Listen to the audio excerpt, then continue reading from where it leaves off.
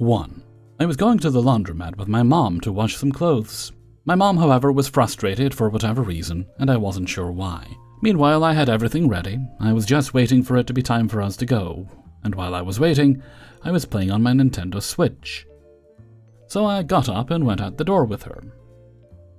On our way to the bus stop, she chose to continually complain about how I did nothing to help her with the clothes. I did try to help, but she had me step out of the way. As we got to the bus stop, she continued blabbering at me like a 13-year-old child, while she was going through her bag and making sure she had everything she needed. Meanwhile, I was still on my Switch, deflecting every negative word she had to say to me. She looked and realized that she forgot her change at the house and told me to go back and get it. Of course, she asked me with an attitude. I didn't want to argue with her, so I just got up and did what she asked, and before I left, placed my Switch on the cart of clothes. When I arrived at the house, I couldn't get inside because the door was locked and my mom never gave me the key. Also, my brother was still in the house, and I attempted to knock on the door, but I heard water running from where the bathroom was and assumed he was taking a shower, and couldn't hear the door. I got tired of knocking and decided to walk back to the bus stop. On my way back, I see my mom coming back from the bus stop and say we're not going. I walked back inside and explained why I couldn't get into the house to give her the change. When we finally reached the door of the house, she asked me, "Do you know where you put your Switch?" I said, "Yes, I put it on the cart." She then tells me, "No, you didn't, you left it on the bus stop seat." I told her, why would I leave my Nintendo Switch on the bus stop? I remember putting it on the cart. She continued to deny that I left it on the cart, and I said if I go back to the bus stop and I don't see the Switch on the seat, I know it has to be in the cart somewhere. And she just told me, go right ahead. So I walked all the way back to the bus stop, looked at the seat and didn't see the Switch. And because it was so hot and sunny, I was exhausted and tired as I walked back to the house. And then I told my mom, guess what I didn't see at the bus stop today? My Nintendo Switch. She told me, well, that's too bad. You want to check the cart and see if it's in there. I agreed and decided to look in the cart only to not see it in there. I told her I didn't see it in there either, and all she said was, well, it looks like someone stole it. Yeah, Mom, and apparently you allowed it. 2. My husband is 29 years old, and I am a 30-year-old woman. We have a 3-year-old son and are expecting our second son due next week. We are both extremely private and quiet, which is the opposite of both of our families. So we love to live in a state where we don't have anyone close, but we are a 1-hour flight away for some family members. Except from his mom, his sister, and my dad, who are still living in our home country. I was a U.S. citizen while he wasn't, and as soon as he became one, he filed the petition for his mom, while I kept asking my dad for years to send me all the documents I needed, and ultimately gave up on asking. After getting pregnant with my second, I immediately decided I was going to stay home with both kids and leave the workforce because we are both very frugal and invest like crazy to be able to afford to do that. Therefore, I decided that it was best to financially support my father once he can no longer work instead of bringing him here, where he will have to live the rest of his life with us, since he does not own a penny. My half-siblings stole money from him, but that's another story. And it will be cheaper, and my sister and half-siblings will somewhat feel they need to help, I hope. Back to my husband. I kept asking him what was his plan once his mom was here, and he always told me she didn't want to come to our house and she was going to live with his aunt. And every time this was a conversation, it seemed like his mom and him were clueless about what the short and long-term plans were. He's also leaving his 20-year-old sister in our home country, who she was supporting with her income, but once she moves here, she is not qualified to get a job that will make enough for her to even move on her own, let alone support her daughter. Well, this week she just broke the wonderful news to my husband that she is coming to our house instead, and that will be in 2 months. I will have a 2-month-old baby and my privacy will be disrupted for who knows how long, and my husband didn't even say anything to her about how this is not the right time for her to come here. She should have stuck to her plans of going with her sister who lives with her daughter instead of going to a house with a young married couple, a toddler, a dog, and a newborn. I always thought my husband put our family's needs first and that he valued our privacy as much as I did. I had to make the tough call and not get my father here putting my family first, even though he's in a hard financial situation compared to mother-in-law, who is way younger and has a stable job and doesn't even pay rent because she lives in the house her mother left. I tried seeing the positive about it, like we could finally go on date nights and have someone to watch our dog if we go on a trip. But honestly, that's all the good in it. We pay a cleaning crew to come twice a week, but there are things I have to do in between. How do I ask her to help with that, if when she came to help when my first baby was born, was to hold the baby and cook? Which we meal prep, so her cooking every day makes it even worse for me because I had a lot more dishes to do. She doesn't know the language and doesn't drive, but if she does find a job, she will not even be home during the day to even help with the one thing she likes, cooking. I'm afraid my husband and I will end up supporting her and his sister aside from the sacrifice of losing our privacy. I already know what this will likely do to our marriage. So, I don't want to know if I'm right or not. I've seen many relationships fractured or completely broken over this. And he knows it, and his response is, "What do you want me to do? Any suggestions on what rules to establish? What to do so that I can raise my kids in peace, and how to avoid any discussions in front of her and the kids? Should I take a little vacation with my kids at some point to make it easier on my mental health? Anyone experienced something similar? I cannot just leave my house with a 2-month-old. But maybe around the 5-month mark I can spend some time with my mom and grandma." Update. Husband and I spoke today and agree that the following things need to happen. 1. Mother-in-law needs to have the money she was relying on to support her daughter, or her daughter needs to have a job before coming. If this is not the case, we will tell her we'd rather lose the money spent in legal fees, and she can stay back home without a green card. 2. If she does figure it out and come, we will do our best to help her find a job ASAP near us, so she can walk since we only have one car, or my husband can drive her, but she isn't driving our car because she is now learning. 3. She needs to enroll in English classes online ASAP, so she can have a better chance in this country. 4. She will be in our home for 3 months, and we can help with no more than $300 of the rent cost for the first 6 months. 5. She will need to be available to help with the kids twice a week so I can go to the gym or enroll in whatever class I want to have some me time. She will also take care of the majority of the cooking and dishes when she cooks. I'm sure you were all expecting that he will just not welcome her here, but as long as these boundaries are respected, I'm happy with this situation. She doesn't have an opinion on much, so it's not like she's a bad person, but living with people is always hard, no matter how good they are. In regards to my dad, we are buying the property in our home country in the near future, and he will live there. Also, my mom is coming with my grandma once the baby is born to spend 3 weeks with us. 3. When I first met my mother-in-law, she was odd, but extremely too friendly and loving, love-bomby. We would go to dinner, I would invite my in-laws and future husband over for dinner, and we would even help them out at their house when they went out of town or had projects. The lady is sort of a one-upper and prideful uber-religious Pentecostal type. I'm a Christian too, but she is a little much. When my husband and I got married, we butted heads. We're both older going into the marriage, it's our first marriage, and we are very headstrong. My husband and his mom were best friends. He consequently went to his mom for emotional support and to vent about me at the very beginning of the marriage.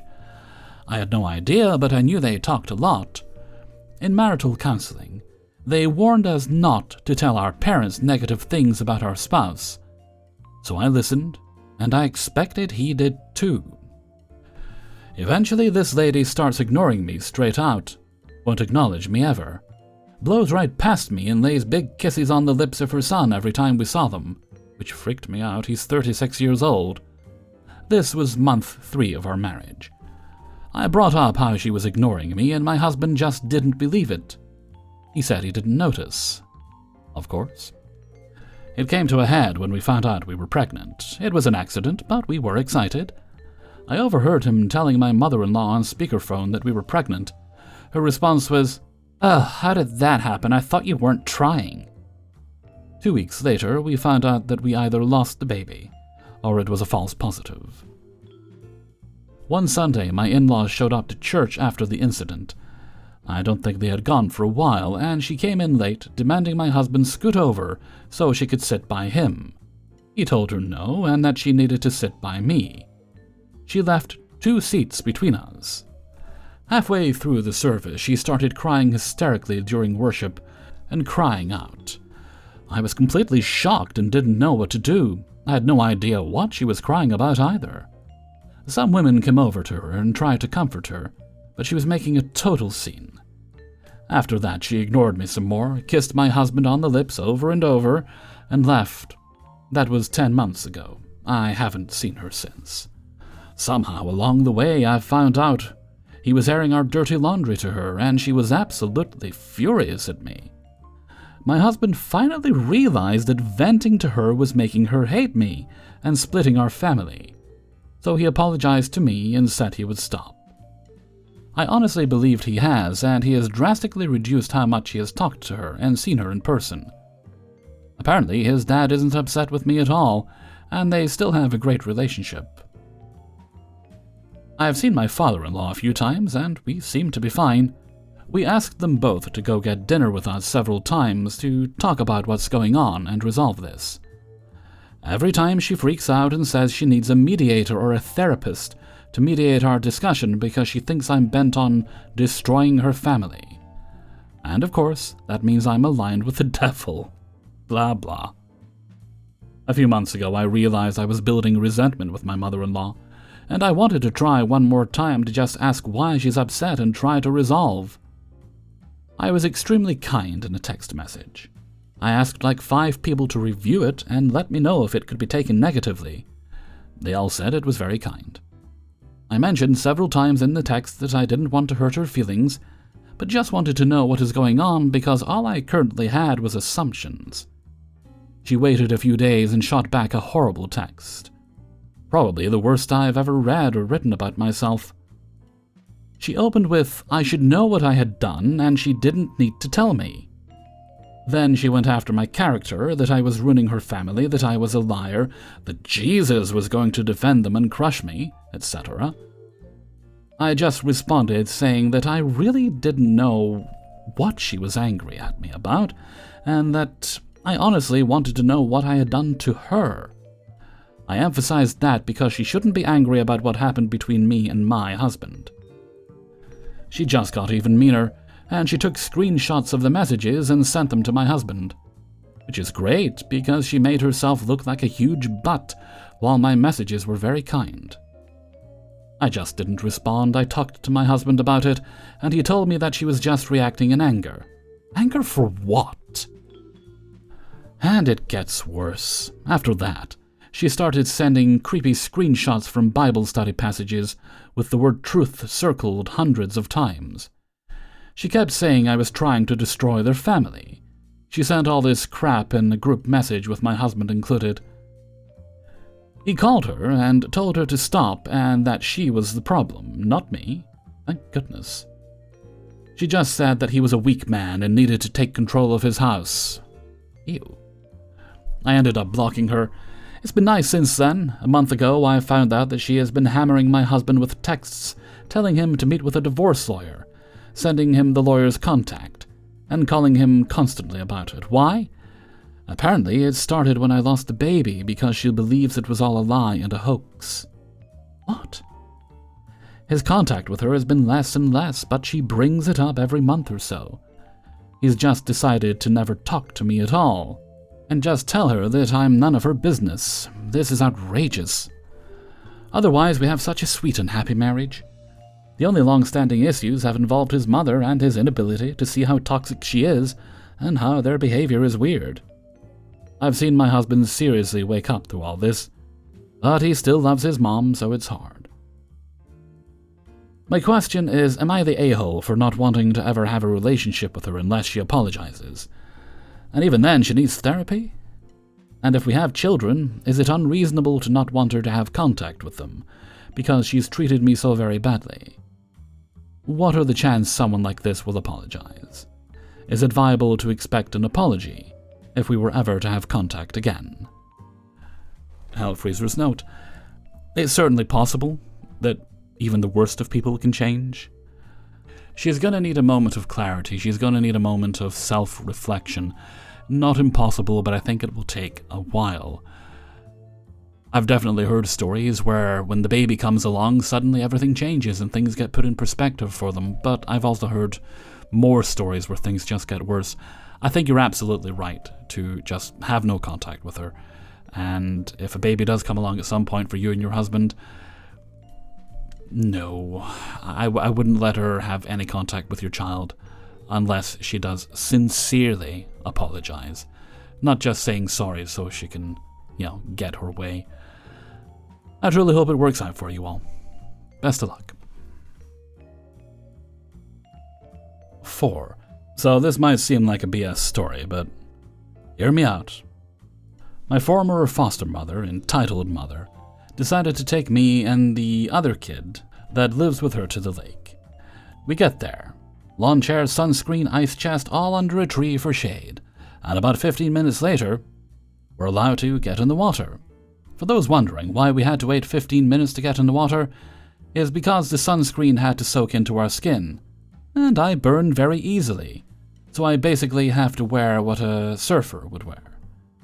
So, I'm swimming around for a few minutes, and decided to swim over to the diving boards. The local lake had diving boards in the middle of the lake. And that's when the other kid decided to try to follow me. A side note, other kid doesn't know how to swim, so he was basically staying where he could touch, bouncing towards me trying to follow. Of course, I didn't realize he was following me until he started sputtering because he didn't know how to tread water and kept going under. I basically grabbed him and shoved him towards the ladder, leading to the diving board so he could catch his breath. And that's when EM waddles into the water to tell me to get my butt to shore and I'm in big trouble. So I swim most of the way to the shore and walk up to where EM is sitting, glaring at me, and starts laying into me, screaming, "You know he can't swim, why did you tell him to follow you?" I didn't tell him to do anything. If you'd been paying attention, you would have seen him following me. I didn't notice until I heard him sputtering because he couldn't stay afloat, and then I reacted to get him somewhere he could hold on to something and breathe. Then I guess she realized that he was still hanging onto the ladder where the diving boards were, and then demanded that he be brought back to shore. Well, I swam back to the diving boards and told him, let me wrap my right arm around him. I could bring him back safely, and I pushed off as hard as I could to get as much momentum as possible, so I could paddle with one arm, and thankfully my shoulder did a majority of the work. Funny thing is, when the other kid was asked, why did you listen when OP told you to follow him, he basically said, I followed OP in my own. I was lucky that OP was paying attention and was able to react so quickly and rescue me.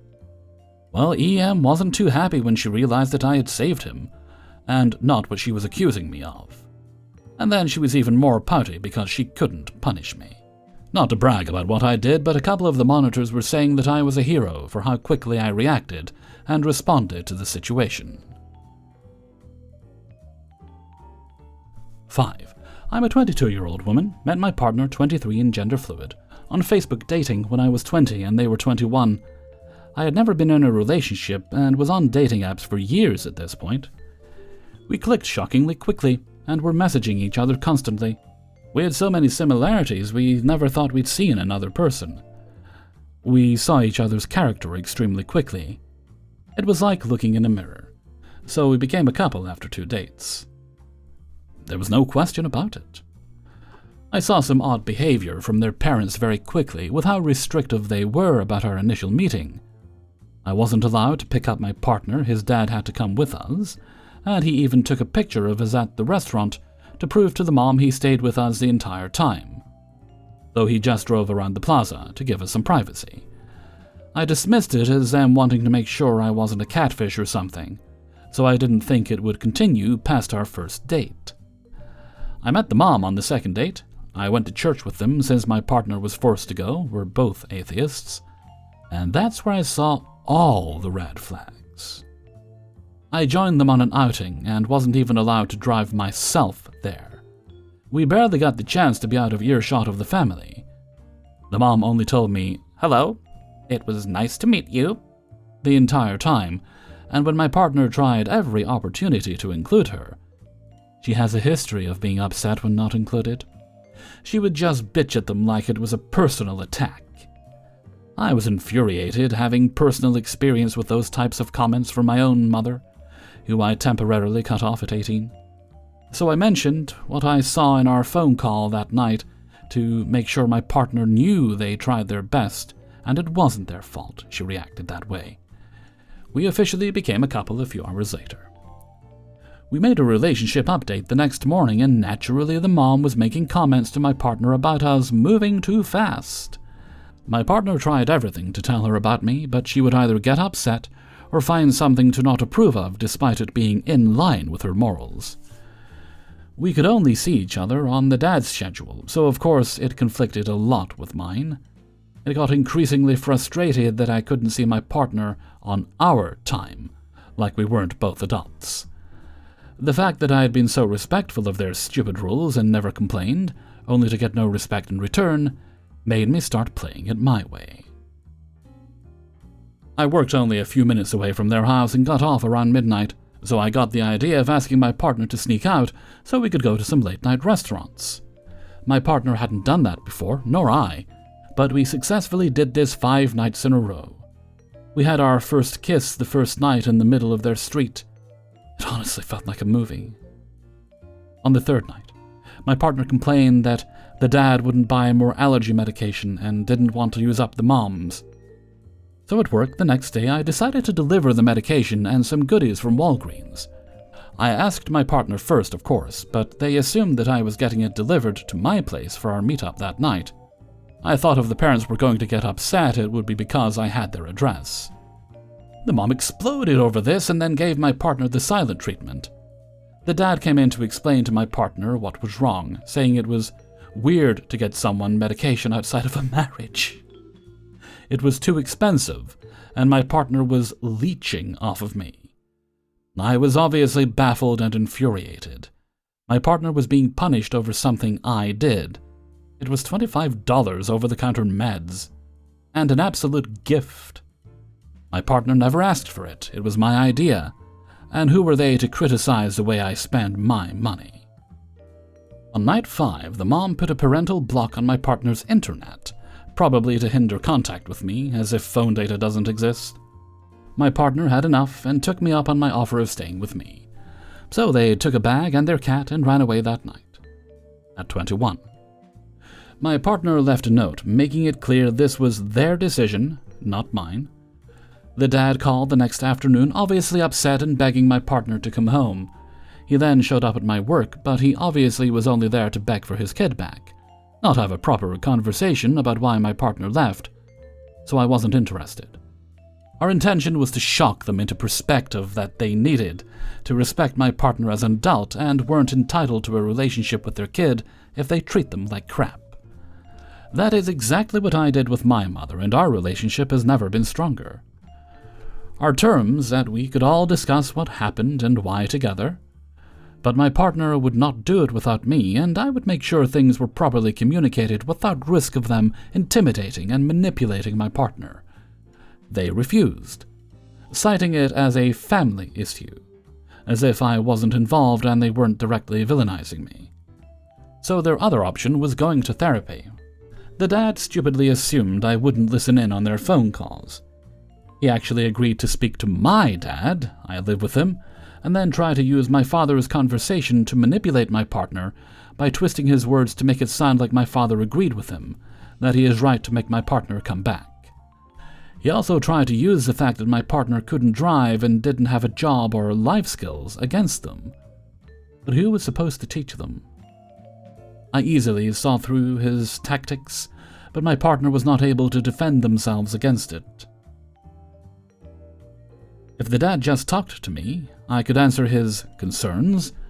Not only did I rent my first apartment at 17, but I had done the research and been prepared to help a friend become independent with even more hurdles than my partner. I was literally the best person to handle this entire situation, as if all my life experiences prepared me for this relationship. He kept saying things like blah blah blah wasn't logical, trying to make my partner feel unreasonable. They literally thought my dad and I were sex traffickers and outed my partner to their grandparents, so they disowned my partner. The mom demanded $200 for my partner's phone that wasn't my or my father's money, and would only hand over their social security card and bank card needed to get a job if my partner gave their cat, which was in my partner's name and with their own money, until she got the money she wanted because you clearly love the cat more than me. The dad eventually convinced her to hand over the documents. My partner agreed to go to Taco Bell alone with him to get the documents and talk a bit. That's when he presented an ultimatum he wrote with the mom. He said my partner had to move back home or with the grandparents before the outing, in I think 10 days, with the benefits of them helping my partner learn to drive and get a job, freedom to see me whenever and getting therapy. And if not, they would cut them off from the family, phone, and health insurance. My partner just said whatever to make the conversation end. I read that and said, bet? Then ordered a new phone line. I was literally crying. Call their bluff. What? We're just supposed to trust them to keep their word even if my partner agreed to it? Then the mom blasts this family matter on Facebook, saying my father and I had my partner in a stranglehold, continuing this narrative that my partner wasn't capable of making their own thoughts and decisions. My partner fought with her in the comments and even said, "If you think it's over, you're fooling yourself and you're burning all your bridges as you go," as if this woman who said 2 things to me knew the longevity of our relationship. They finally arranged for the mom and my partner to see a counselor. It didn't go well the second session, so my partner refused to go back. But in these sessions, the mom said she knew I was a bad person during the medication debacle, because my partner shrugged at one of her questions, which was giving her an attitude, which was clearly picked up from an outside source. Obviously. They just kept going. They said they listed the house for sale so they could move out of state because this situation was too much. They were literally forcing my partner to choose between them and me. I never wanted that. I suspected it was a lie, but my stepmother confirmed the house was never listed for sale. Which is even more rich because my partner told her they wanted a new therapist because the second therapy session made them suicidal. And she completely ignored that, then said she needed to talk later so she wasn't too distressed before the realtor comes. The dad kept insisting my partner reach back out to her and reassure her my partner loves her and this isn't her fault, but it is. So my partner finally blocked them both. Then the dad took their brother's phone and pretended to be him, so my partner also had to block their brother. All because the parents couldn't understand they weren't entitled to a relationship with their child. There were more shenanigans from the dad through email and physical mail, but he finally agreed to have a discussion with both of us, a year in. He finally gave up after I wrote him a 6-page email laying out everything he needs to take responsibility for, and everything he would need to do to mend the relationship. And my partner had their own version, cussing him out. It felt like an argumentative essay about why he's such a crap weasel, including sources. Silence is bliss. Oh, and we're 2 years in now and engaged. The ring was in an allergy meds bottle. Hey everybody, Hellfreezer here, and thank you very much for listening to The Impractical Proudness of Parents, Ipop, episode 132. And thank you very much to everybody who allowed me to use their stories in this video. Before you go, please do hit the like button and share the video with friends and family. If you'd like early access to the videos, that's very easy to do. Just support me on my Patreon page for as little as $1 a month. You get them all on the Monday. You'll also find links in the description to the Hellfreezer Discord server, as well as the Hellfreezer merchandise store on Teespring. And if you really like today's video, you can leave a tip by clicking on the heart with a $sign underneath the video player. And while that is never required, it's very much appreciated, and it does help me a lot. Okay. No other business today, so let's move right along to Hellfreezer's question of the day. And today's question comes from Ashley on the Discord. If you could remove your skin, would you want it to unzip, velcro off, or unbutton? Well, if that was the case, I suppose I'd rather a zip. Unless a zip would be uncomfortable. in which case I guess the Velcro would be a bit more comfortable, wouldn't it? Be less noticeable. But if the zip would not be uncomfortable, I'd go with the zip. I'm, of course, thinking of the Slitheen from Doctor Who were quite frankly one of the worst villains to be ever introduced, in my opinion. But they did take their skin off with zips. Let me know what you think in a comment below. And before we go, let's have the answer of the day from a previous video. And today's answer comes from Ipop 112. And the question was about changing your mind about foodstuffs that you know for a fact you don't like, but you try it later in life and suddenly, it's not so bad. And today's answer comes from Kathy Beckford. Growing up, I hated curry. Gasp. Which is a problem when you're half Jamaican. One time visiting family, there was a curry something and I just ate the tomato and cucumber salad and rice. My aunt teased me. Then I went to Zimbabwe. The first night there we walked to a restaurant. The only thing that I remember being familiar to me was curried chicken and rice. It was amazing. I've been great with eating curry since then, and I haven't been teased at any family gatherings. Thank you very much for your answer, Kathy. Happy to say I've always enjoyed curry. I don't eat it as much as I used to, but I do still enjoy it. I was looking on Amazon and I've noticed that while I can't buy it locally, Amazon does sell, for a fairly reasonable price for Amazon, the curry sauce I like. I'm making plans for future dinners. And with that, I'm going to head off for now. So until next time, thank you very much for listening, and take very good care of yourselves.